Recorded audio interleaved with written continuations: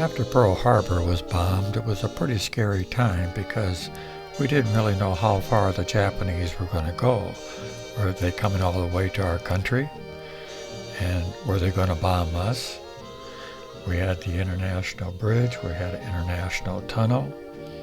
So I was talking to my Aunt Joan Green. She was only about 6 at the time. I wasn't even 1. We lived in the same house. And she said after the Pearl Harbor was bombed, for 3 days straight, every night, they had the lights out, they had the drapes pulled, and they sat in the dark. 1 week after Pearl Harbor, this was in the Times Herald, what to do in an air raid. Number 1, keep cool. Above all, keep cool, don't lose your head. Number 2, stay home. The safest place in an air raid is at home. Number 3, put out lights. Whether or not blackout is ordered, don't show more light than is necessary. Number 4, lie down. If bombs start to fall near you, lie down. You will feel the blast least that way and escape fragments or splinters. Number 5, stay away from windows. Glass shatters easily, so stay away from windows. And number 6, you can help. Strong, capable, calm people are needed to man the volunteer services. If you want to help, there are a lot of opportunities. One of those opportunities was you could be an air raid warden, and we needed a lot of them in Port Huron.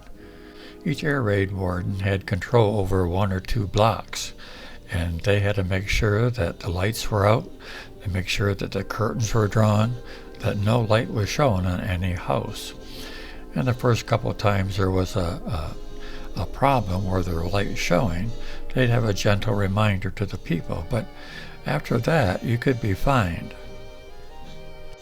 And as this article says, 334 qualified to be air raid wardens, and it gives all the names, lists all the names of the air raid wardens that qualified. So everybody did their part. They didn't want to be the house that showed the light through their windows, and so they made very sure that their windows were covered properly. And yes, Port Huron did have an air raid siren, and they did test. June 21st, 1942, this was the headlines in the Times Herald. Blackout plans here complete. 15-minute test to darken city. Shrieking sirens to herald warning. Officials warn of penalties for disobedience. Port Huron, Sarnia, and St. Clair County will slip into darkness for 15 minutes tonight.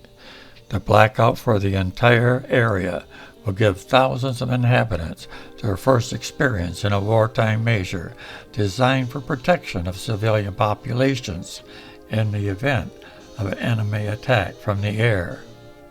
At 10:30 p.m., practically all lights will be out. The only permitted exceptions to this, most fundamental of blackout regulations, will be war factories, which must continue their efforts so that not one precious productive moment may be lost in the most tremendous victory drive of all time. Probably for the first time since Port Huron and other participating communities were a wilderness, homes and business places will be without illumination, and streets and highways will be shadow ribbons, free of moving vehicles. They also did much larger test areas as well, as you can see in this newspaper if we scroll over to the left-hand side. Thumb area blackout is successful. Operation of residence is praised by State Chief Air Raid Warden. The largest area in Michigan ever to undergo a test blackout was shrouded in darkness Sunday night. What defense authorities declared to be an all-outstanding program of cooperation. From reports from St. Clair, Sand Lac, Tuscola, Lapeer counties, revealed today that the first thumb-wide blackout was highly successful. Also blacked out was a large section of Lambton County.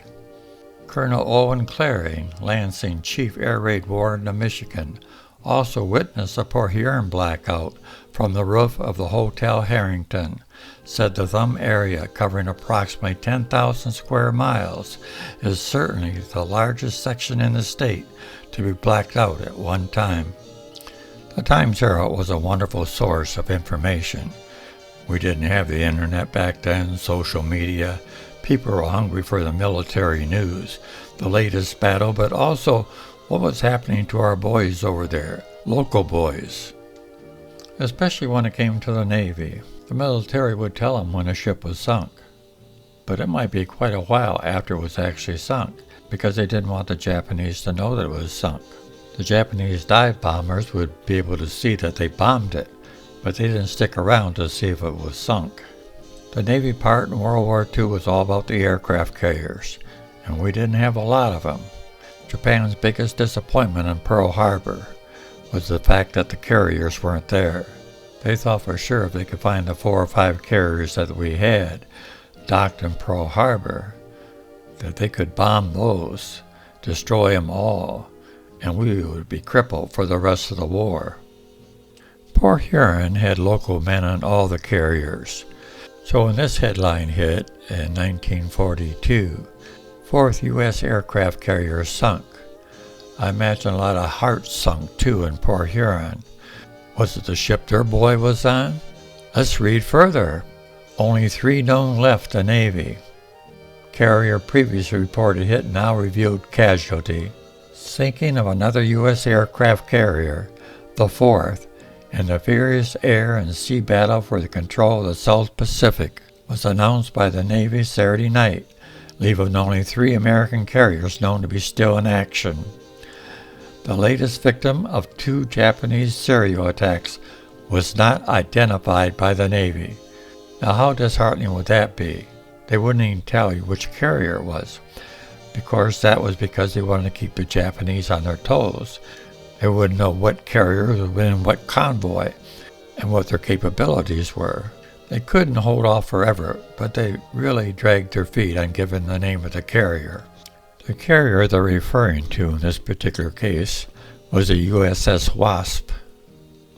USS Wasp was supporting the forces on Guadalcanal on September 15, 1942, and was torpedoed by Japanese submarines. It was later scuttled by one of our destroyers.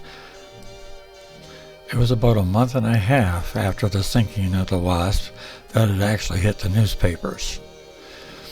In this photograph here shows the crew finding a home on another warship. The complete crew, including the wounded, were all safely abandoned ship. This photo was in the Times Herald, and it was great interest of the folks in Port Huron, because one of our very own was an officer on the Wasp. And the name of that officer was Lieutenant Commander John R. Hume. This photo on the front page of the Times Herald, October 28, 1942, says this: "It was right about here, Lieutenant Commander John R. Hume, officer on the USS Wasp, tells his family in the home of his parents, Mr. and Mrs. James Hume, where he is spending a short leave. News of the fate of the Wasp was withheld by Commander Hume from his own family until it had been officially released by the Navy Department. Looking over his shoulder are his father and wife." Another one of our young men was on a carrier, the Lexington. Not only was he on it, but he was in command of it. In this front page article, December 9, 1941, it says this: "Port Huron has reason to be proud of Ted Sherman. A naval officer, speaking before a Port Huron Service Club, made this statement about 3 years ago. Today, Captain Frederick C. Sherman, grandson of the late L.A. Sherman, founder of the Port Huron Times, has at his command the Navy aircraft carrier USS Lexington, which is believed to be in action in the Pacific Ocean, where United States war vessels battled the fleet of Imperial Japan." This photograph, furnished the Times Herald through the courtesy of Look magazine, shows Ted Sherman as he is known to his fellow servicemen aboard the Lexington, to which he was assigned as commanding officer in March 1940. March 1940 to December 1941 took their time telling us, didn't they? Now, where would the rumor of the sinking of the Lexington come from? 4 days after the attack on Pearl Harbor, this was on the Times Herald front page. Japs say they sank Lexington. Tokyo, Japan today claimed a new smashing victory over the United States Pacific Fleet with the destruction of the aircraft carrier Lexington and the sinking of an American submarine and a destroyer. The giant aircraft carrier, according to the Japanese Imperial Headquarters, was sunk off Hawaii. Of course, the report wasn't true. Don't even know why it made it into the newspaper. Of course, the family didn't know that. Can you imagine what they were going through? The actual sinking of the USS Lexington occurred May 8, 1942, during the Battle of Coral Sea. And if you get a chance to read a book on the Coral Sea, there's several of them out there, even one by Sherman himself. And although the battle was a tactical victory for the Japanese in terms of ships sank, it's been described as a strategic victory for the Allies. The battle marked the first time since the start of the war that a major Japanese advance had been turned back. The ship took 2 direct torpedo hits and 2 direct bomb hits. The U.S. Navy said 216 crew members died after the ship was attacked, and more than 2,000 others were rescued. And you can see them in this photograph here, going over the side of the ship into rafts below. Captain Sherman was the last man off the ship. Even after all that, the ship still was floating, and was eventually sank by an American destroyer with torpedoes. The Lexington sank in the South Pacific on May 8, 1942, out of the sight of the Japanese. Her survivors and thousands more who saw her go down arrived at San Diego on June 2nd. No newspaper published a line of the story until it was officially released on June 12th. And surely there is some sense in the belief of naval experts that Japanese ignorance of the loss led Japan's admirals to overestimate the American force, from which they turned tail and ran at Midway. June 12, 1942, it hit the Times Herald front page. USS Lexington sunk, Sherman safe. Carrier sunk in Coral Sea. And the picture at the top says, Lost Galloping Ghost and his commander. The name Galloping Ghost came from the fact that when the Lexington sank, there was another aircraft carrier being built at the same time back in the States and was ready to go out to sea and was going to be named the USS Cabot. But they changed the name at the last minute and called it the USS Lexington and put it into battle once again. Now the Japanese are confused because they didn't see it sink the first time, so they weren't sure. But then they read the papers and it said Lexington had sank. And then the Japanese scout planes see the USS Lexington on the water again, so it was referred to as the Galloping Ghost. A couple of days later, this was the headline. Admiral Sherman tells own story of loss of Lexington. I imagine they sold a lot of newspapers that day. A couple weeks later, this was in the Times Herald. Sherman's slide to the sea is nationally famous. Hero former city residents, Admiral Sherman and wife in Chicago. Notice anything different? No longer Captain Sherman, now Admiral Sherman. Admiral Sherman wasn't the only survivor that was local. There was another local man on the Lexington when it was sinking, and his name was Bob Gardner. And this little article here says, when you're 19 years old and you survive the sinking of a ship you thought would never go down, you feel entitled to blow a full month's pay in movies and dances and a good time in general. As soon as you reach shore, Robert Lee Gardner, electrician's mate, 3rd class on the aircraft carrier Lexington, did just that when he arrived in San Diego. So when he got a furlough last week to go home, he had to hitchhike to his home.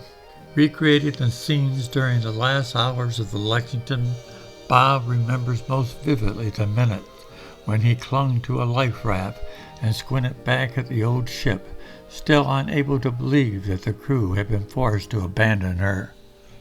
Well, folks, I think we're almost done. But how about a little World War II trivia?